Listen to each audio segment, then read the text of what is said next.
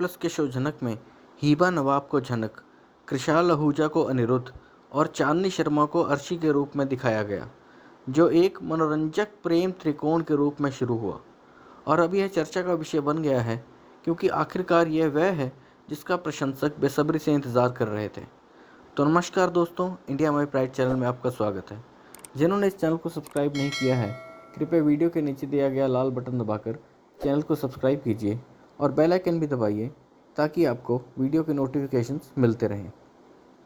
जैसा कि पहले बताया गया था, अनिरुद्ध झनक को प्रपोज करने के लिए पूरी तरह तैयार है और नवीनतम प्रोमो ने राहत और उत्साह की लहर ला दी है, जो उनकी सकारात्मक प्रतिक्रिया का संकेत देता है।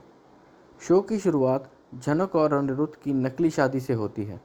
जब वे वास्तव में विवाह सूत्र में बंधने वाले थे, अनिरुद्ध के बच्चे के साथ अर्शी की अप्रत्याशित गर्भावस्था ने सब कुछ रोक दिया।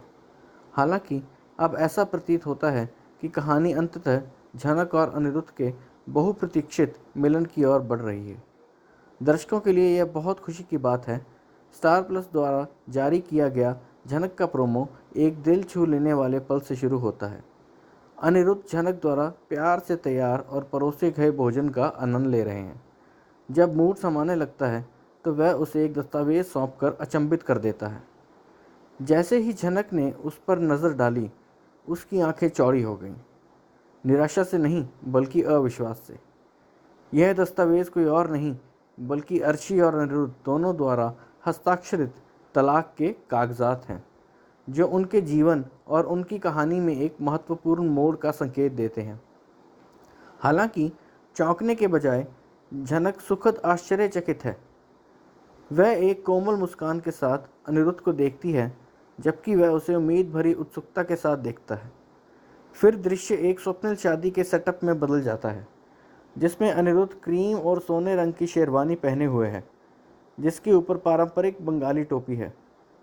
अपनी दुल्हन की प्रतीक्षा में मंडप में खड़े हैं।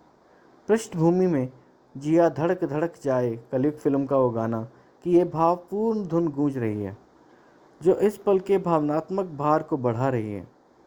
झनक एक जटिल कढ़ाई वाले बेस गोल्ड लहंगे और मैचिंग टॉपर में उनके साथ जुड़ रही है, एक शानदार दुल्हन की तरह प्रवेश करती है। जब वह उनकी ओर बढ़ती है तो उसके चेहरे पर खुशी की चमक दिखाई देती है।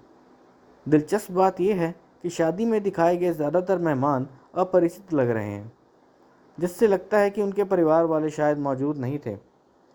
या तो किसी अतरंग समारोह की ओर इशारा करता है या फिर किसी मुख्य किरदार की काल्पनिक कल्पना की ओर। क्या सच में हो गई झनक और अनिरुद्ध की शादी?